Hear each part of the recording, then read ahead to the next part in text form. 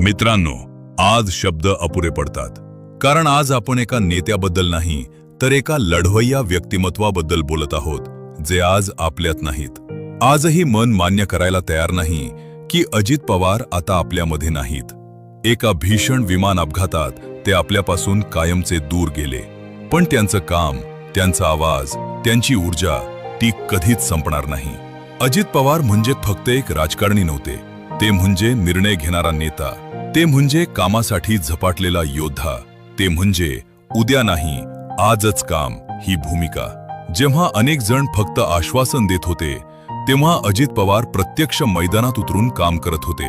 पाणी असो, शेतकरी असो, रस्ते असोत, विकास असो, ते नेहमी लोकांसोबत, लोकांसाठी उभे राहिले.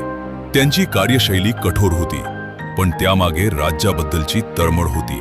ते कमी बोलायचे, पण जे बोलायचे ते करून दाखवायचे.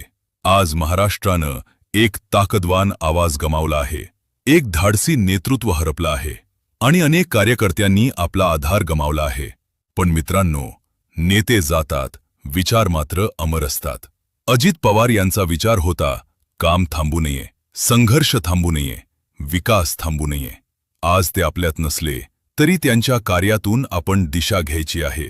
त्यांचं स्वप्न, त्यांची मेहनत आणि त्यांचा महाराष्ट्रासाठीचा संघर्ष आपण पुढे न्यायचा आहे. अजित पवार गेले नाहीत, ते प्रत्येक कामात, प्रत्येक निर्णयात, प्रत्येक संघर्षात जिवंत राहतील. भावपूर्ण श्रद्धांजली. तुमचा महाराष्ट्र तुमचं ऋण कधीही विसरणार नाही.